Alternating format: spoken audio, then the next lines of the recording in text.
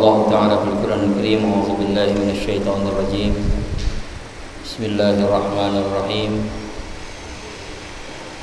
Wad'u ila rabbika bil hikmah wal mau'izatil hasanah wajadilhum billati hiya ahsan. Shadaqallahul aliyyul azim.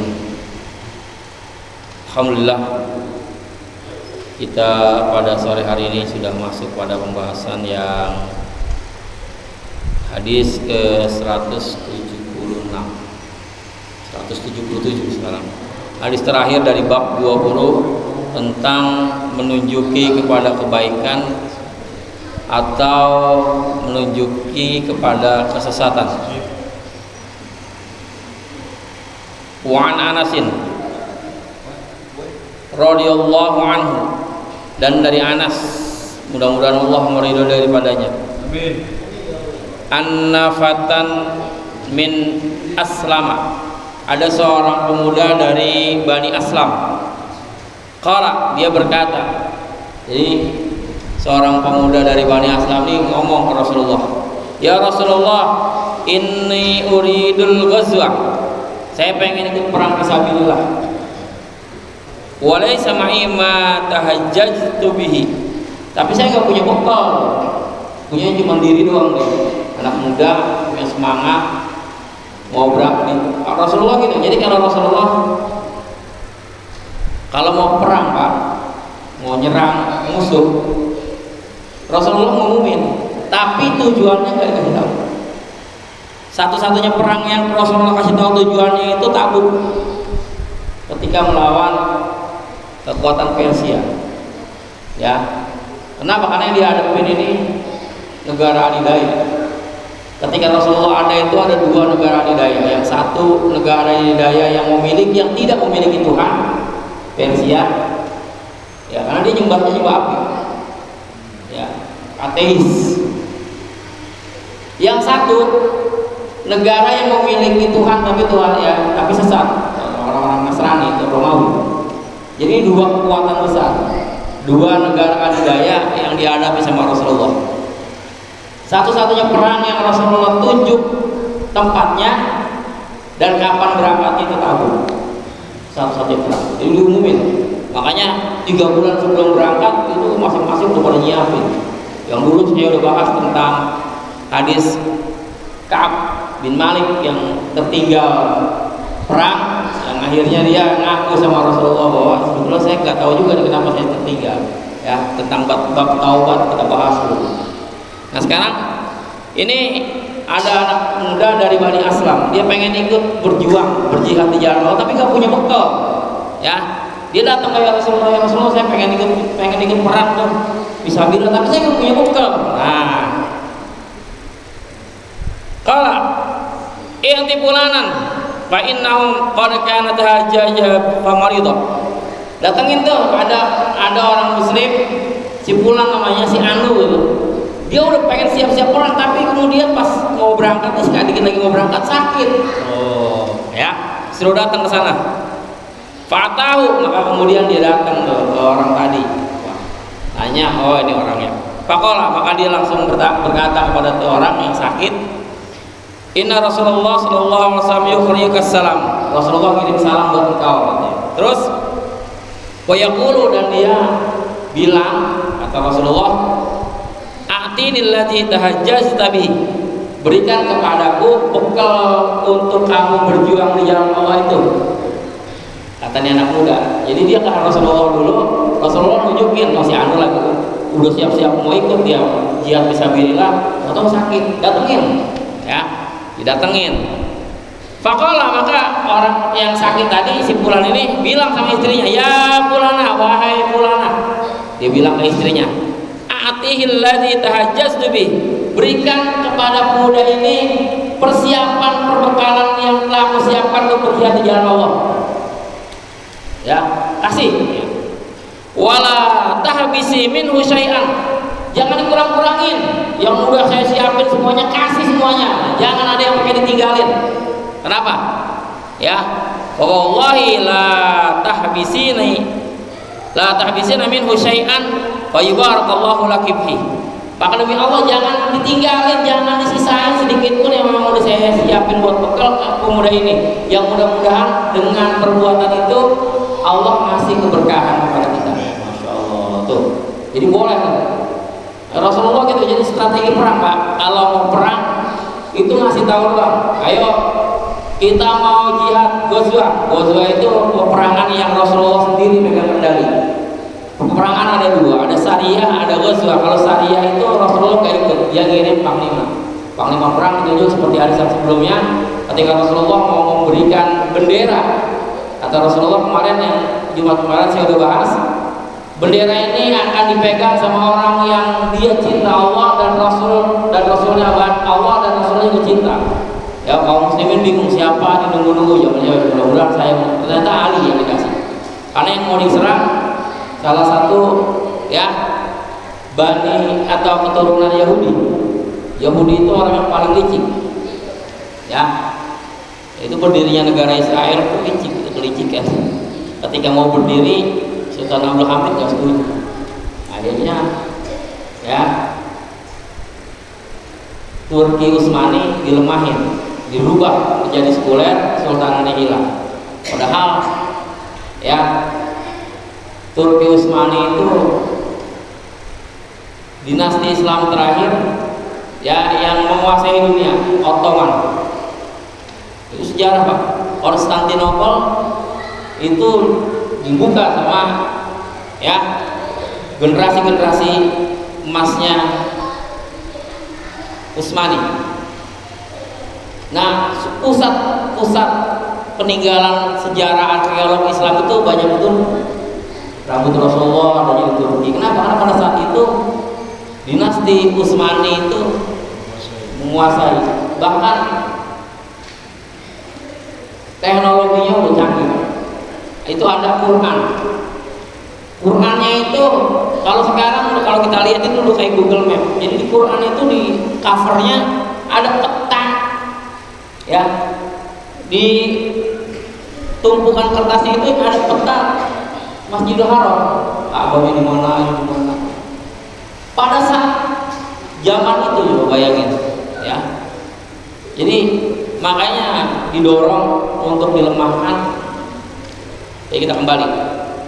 Dua peperangan yang zaman Rasulullah itu ada Ghazwah, ada Sariyah. Ghazwah itu Rasulullah langsung pimpin. Kalau Sariyah Rasulullah tunjuk siapa, ya. Nah, jadi boleh kita kalau misalnya dulu di Indonesia itu Pak tanggal 10 November 1945 itu hari pahlawan gitu. Tapi tahu nggak hari pahlawan itu apa?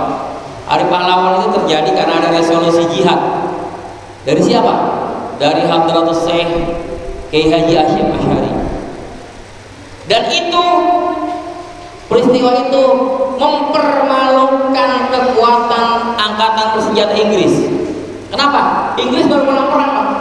Yang dihadapin Jerman, yang dihadapin Jepang, menang dia. Tahu-tahu datang ke Surabaya, yang datang pasukan elit, pasukan khusus, pasukan elit Inggris yang datang ke Surabaya, pakai persenjataan lengkap, pansernya lengkap, semuanya lengkap. Datang ke Surabaya sombong, bilang langsung udah letakkan senjata, nyerah. Gak ada yang merdeka gitu, langsung resolusi jihad dari Kiai Haji Hasyim Asy'ari.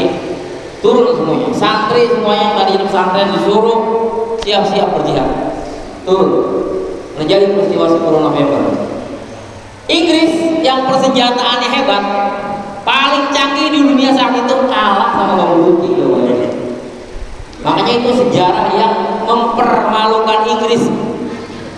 Ya, bayangin senjata lengkap, ya kalah sama Bang Luki. Itu jadi setelah peristiwa itu baru peristiwa di Bekasi, ya itu yang dipimpin oleh almarhum almarhumah guru kami Kiai Haji Nur Ali.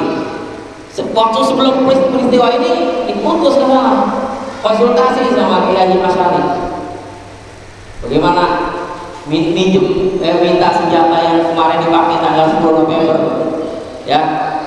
Oh nggak ada katanya karena udah ya akhirnya dengan senjata yang ada, beberapa kutub senapan ya, beberapa pucuk pistol ngadepin sama tentara sekutu ya di perbatasan antara Jakarta Bekasi sampai ke Kerawang. Makanya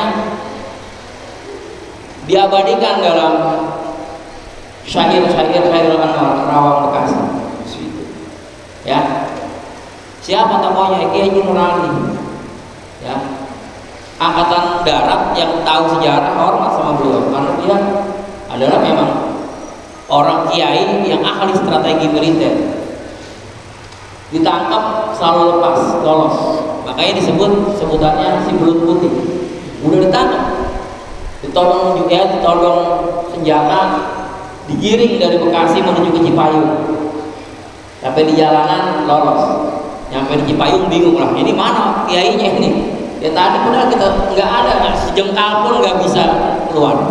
Ya dari barisan ada yang tengah-tengah, tapi kenapa bisa hilang? Nah, makanya disebut si belut putih gitu. Ya ilmu hilangnya kalau kata orang. Tapi kalau ceritain, kalau kita murid-muridnya sering ceritain sama dia, gue nggak ngilang katanya. Gue cuma ngeliat, gue cuma minta sama Allah, berdoa sama Allah.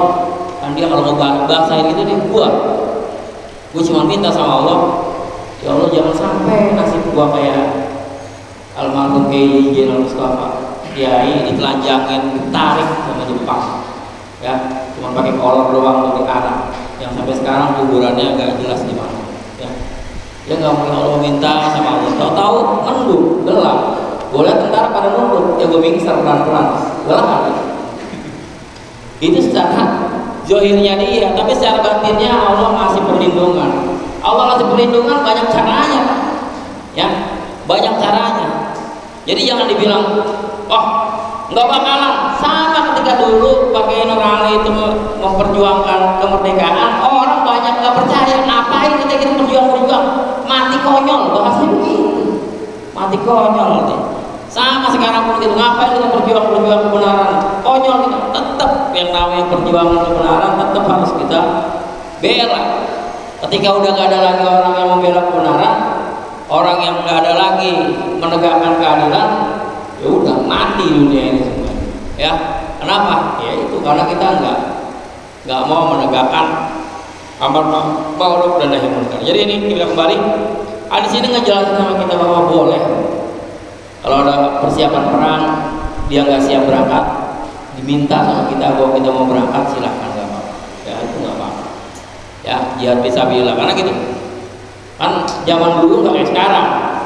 Oh zaman sekarang tentara dibayar memang untuk mati gitu. Ya tentara itu dibayar ya itu untuk berjuang mempertahankan NKRI, ya mempertahankan wilayah Indonesia dan mempertahankan rakyat Indonesia. Menjaga dan memelihara rakyat Indonesia, bukan justru sebaliknya. Ya, kalau jadi tentara justru mengkhianati rakyat, ya itu bukan tentara rakyat. Makanya Jenderal Sudirman itu bilang, tentara itu adalah ya rakyat, berjuang untuk rakyat, berjuang bersama rakyat, kembali ke rakyat. Lihat perjuangan Jenderal Sudirman ketika melakukan ya gerilya. Itu Jenderal Sudirman kalau baca sejarahnya Pak, ini jago merokok dia, kalau bisa. Jenderal Sudirman kalau bisa diperiksa sama dokter, wah ini TBC gitu. Tapi tetap nggak bisa dilarang. Akhirnya dibawa ke rumah sakit, paru-parunya dicopotin sebelah, ya nggak difungsiin, yang pakai cuma satu. Tahu-tahu ada agresi militer, mempertahankan kedaulatan negara dengan ya melakukan perjuangan dengan gerilya. Jalan ini sudah mati ditanggung, masuk hutan keluar hutan, ya. Jenderal Sudirman itu ustadz itu Pak, jangan sembarangan. Ya. Makanya begitu digerebek, ngaji ternyata bukan tentara, ini namanya santri. Kamu Jenderal Sudirman itu, ya jaga sholatnya. Wah karismanya itu betul-betul ya jenderal besar, nggak ada kita punya jenderal sebesar dia, orang semuanya sama. Makanya ketika siapa yang ditunjuk sebagai panglima besar, dua sebetulnya, Yang pertama itu Supriyadi yang meninggal, petani yang sampai sekarang kuburnya itu nggak tahu. Yang kedua Jenderal Sudirman, ternyata yang datang Jenderal Sudirman, Supriyadi nggak datang karena sudah meninggal. Itu udah dibunuh sama tentara Jepang. Karena Jepang gitu Pak, ya dia nggak peduli kalau Jepang itu bikin down kita gitu. Siapa nih The Dengkotnya disuruh berantem sama algojonya, dia kalah langsung dipancung di depan orang ini sedih. Orang yang jiwanya sepreman apapun kalau udah gituin takut, ya. Jepang tuh gitu, ya. Makanya orang-orang yang didikan Jepang kayak gitu. Nah ini termasuk salah satu peristiwa di Bekasi gitu. Ada yang mantan prajurit Jepang, ada tentara Kenil, ada tentara ya sisa-sisa tentara Belanda, mau dipotong aja itu ya, ditebas lehernya di rel kereta. Gara-gara itu mau kemudian pasukan sekutu nyerang. Ya, itu peristiwanya gitu. Jadi ada akar permasalahan. Karena memang tadi didikannya gitu, ya. Beda dengan didikan tentara-tentara yang dari bekas tentara Belanda, ya, yang lebih moderat. Gitu. Kalau Jepang udah, masya Allah, ya. Jadi ini hadis yang kita bahas dari bab tentang adilah atau adilah alal khair wa du'a ila huda aw dhalalah.